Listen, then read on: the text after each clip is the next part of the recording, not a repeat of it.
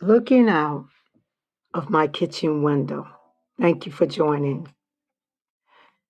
As I'm standing here this morning, looking out the kitchen window, my tea in hand, I find myself thinking about women, especially women over 50, over 60, and maybe even over 70 and 80. Women like me.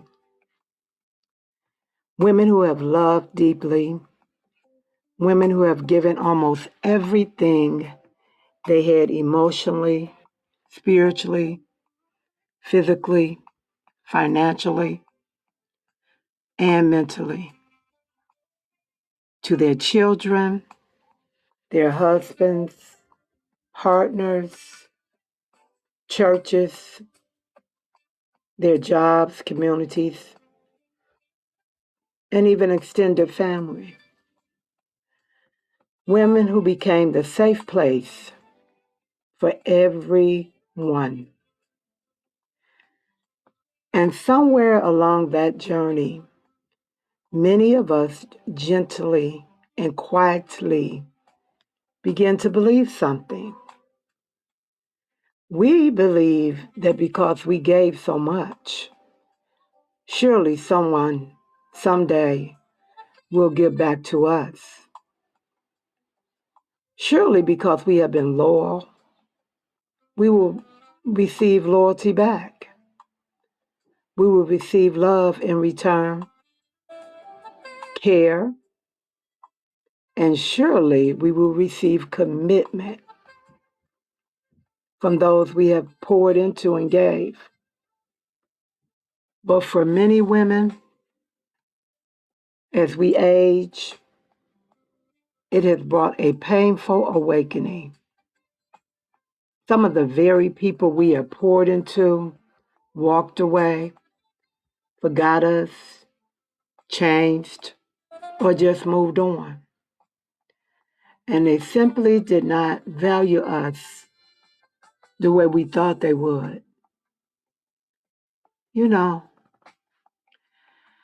I think one of the hardest emotional truths that I had to face is this. People may appreciate what I have given them, but they still may not become who we need them to be. Whoa, that rocked my world for several years. You know, I really thought that somebody owed me something. I didn't say it, but the way I thought reflected that somebody owed me something because of what I've given. You may be thinking that too. You gave everything. So don't you get something in return? And you know, that kind of pain does not just sit in your mind. It settles into your body, into your nervous system, into your spirit. And you know, scientifically, it is emotional rejection. And it activates the same parts of our brain that cause physical pain. That means heartbreak is not just in your head, it's in your body. It feels like abandonment. You can feel disappointed in your body, and your body begins to feel the grief that nobody else is seeing or even understands. And many women over 50 are carrying decades of emotional exhaustion while still trying to smile and be strong. But today, looking out my kitchen window, I want to ask you something, and I'll do it gently because I had to do that with myself. Who told us we had to earn love through suffering? through being silent, without communicating our needs even as we was giving? Who told us exhaustion was a proof of our worth? That we gave and gave till we were fully exhausted? Who told us being needed was the same thing as being loved? Okay? Many of us become women who overgive because this is how we survived, especially Black women. We became strong because we had to. We became the caretakers because others depend on us. And who else was going to do it? We became the rescuers because nobody was rescuing us. And we know how it felt. But somewhere in all of that, we lost. We lost ourselves.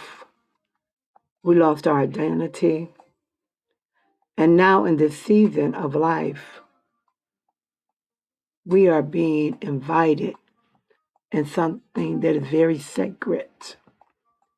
Not punishment, not bitterness, not isolation, but we are being invited into transformation. I truly believe this stage of life is asking women a powerful question.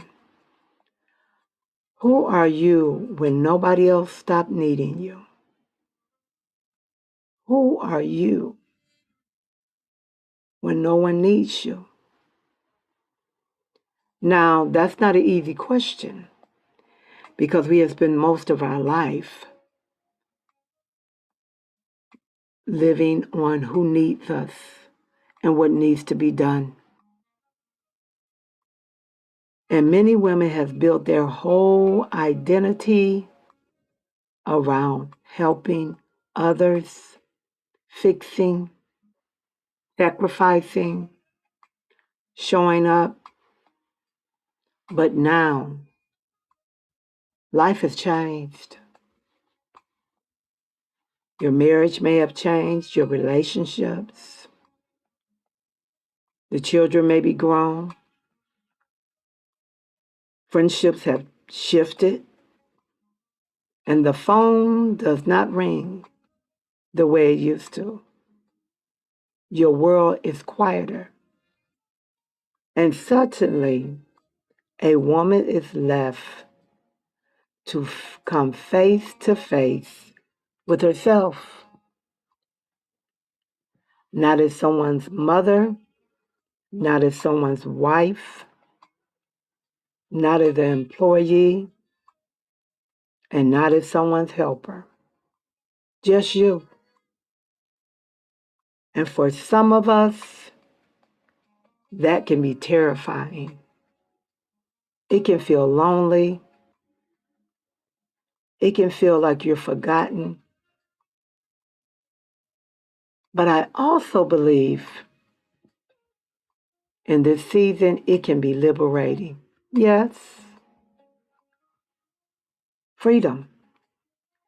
Because maybe in this season, where we stop living only for others and finally learn how to live for ourselves too, not being selfish. And you know, as I began to struggle through that season, I began to build a framework, and I call it HEAL. HEAL.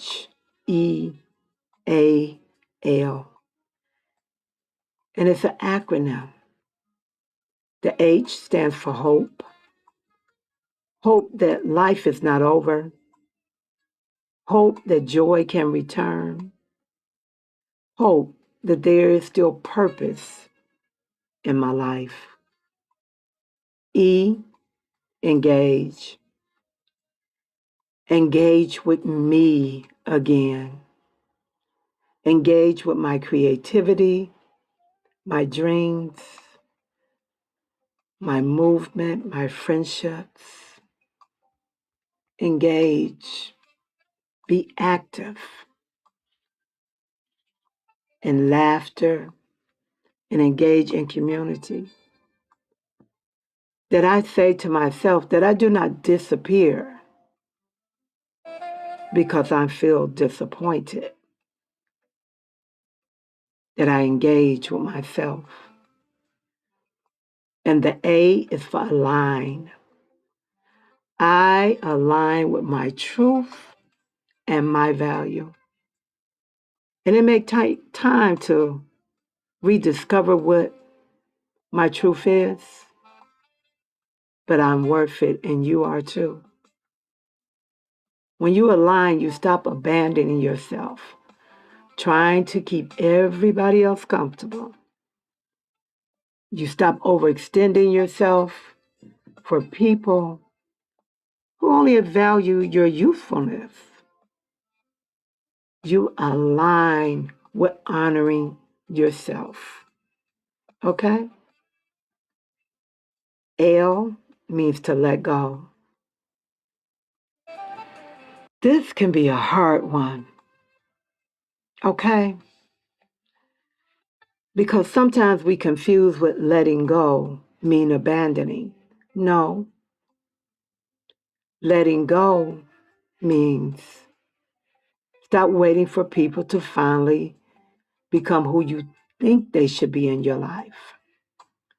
Let go can also mean let go of needing to be paid for every sacrifice.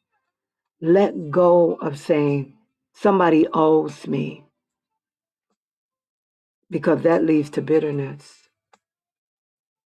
And let go of bitterness because it shows the proof of your pain.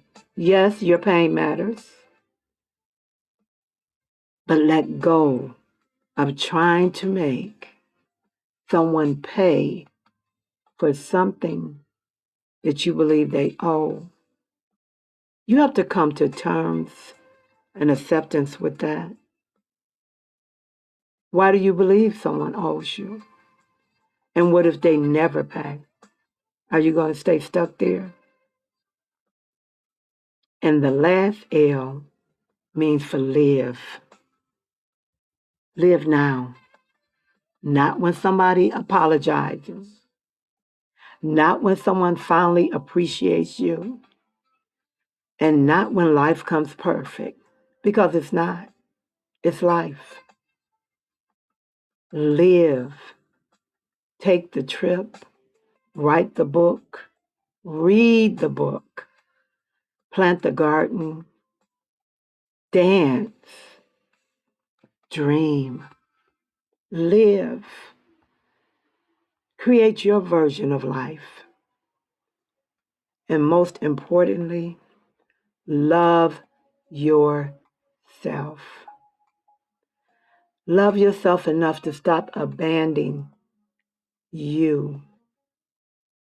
Love yourself. Okay? And as I look out this kitchen window today, I realize something. My favorite symbols are the trees. And the trees do not beg the season to stay. They let go of it. They let go of spring and welcome summer. They let go of summer and welcome fall. And they let go of fall and even welcome winter. And each season, something is happening inside of them that allows them to bloom again in that season of spring and thrive in that season of summer. And this is what I'm asking you to do. Let go and embrace the season in which you are in. If no one else appreciates you, you appreciate you. Okay? And maybe the next season is not the ending. Maybe it's finally the beginning of a new season for you. No one owes you anything, but you owe yourself to give yourself the best that you can in this life. This is V, and we're looking out our kitchen window as we look out. And thank you for looking out with me. See you next time as we look out our kitchen window.